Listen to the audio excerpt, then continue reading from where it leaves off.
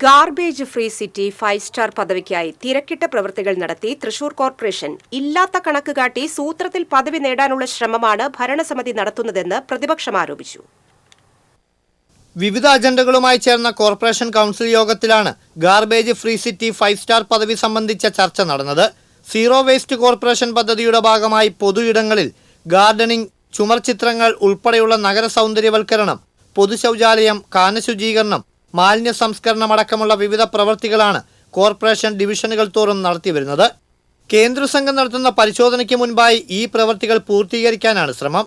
ഇക്കാര്യങ്ങൾ വിലയിരുത്തിയാണ് garbage free city 5-സ്റ്റാർ പദവി നിശ്ചയിക്കുക. നിലവിൽ 5-സ്റ്റാർ പദവിക്കായി കേരളത്തിൽ നിന്ന് പരിഗണനയിലുള്ള ഏക കോർപ്പറേഷനാണ് തൃശൂർ.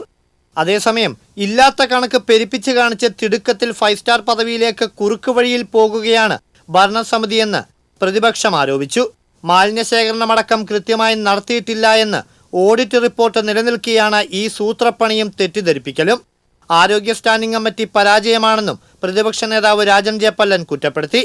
ഏറെ അഭിമാനകരമായി യാഥാർത്ഥ്യമാക്കിയ ആകാശപാതയുടെ ഉദ്ദേശ ലക്ഷ്യത്തിൽ കോർപ്പറേഷൻ പരാജയപ്പെട്ടെന്നും ജനങ്ങളെ ഇത് ഉപയോഗിപ്പിക്കാൻ ബോധവൽക്കരണ പരിപാടികൾ വേണമെന്നും പ്രതിപക്ഷാംഗം ജോൺ ഡാനിയേൽ പറഞ്ഞു. ഭിന്നശേഷിക്കാർക്ക് ആവശ്യമായ കാര്യങ്ങൾ നടപ്പിലാക്കുന്നതിൽ ഭരണസമിതി വീഴ്ച കാട്ടുകയാണെന്നും ജോൺ ഡാനിയേൽ കൂട്ടിച്ചേർത്തു. കൂർക്കഞ്ചേരി പൂയത്തിന് മുന്നോടിയായി പ്രദേശത്തെ റോഡുകളുടെ ടാറിംഗ് പ്രവൃത്തികൾ അടിയന്തരമായി നടത്തണമെന്ന് പ്രതിപക്ഷാംഗങ്ങളായ ജയപ്രകാശ് പൂവത്തിങ്കിലും വിനേഷ് തയ്യിലും ആവശ്യപ്പെട്ടു. ഉച്ചയ്ക്ക് ശേഷം നടന്ന കൗൺസിൽ യോഗത്തിൽ ഭരണ പ്രതിപക്ഷാംഗങ്ങൾ പലരും എത്താതിരുന്നതിനാൽ ഒഴിഞ്ഞ ഇരിപ്പിടങ്ങളുടെ എണ്ണവും കുറവല്ലായിരുന്നു. TCV തൃശൂർ.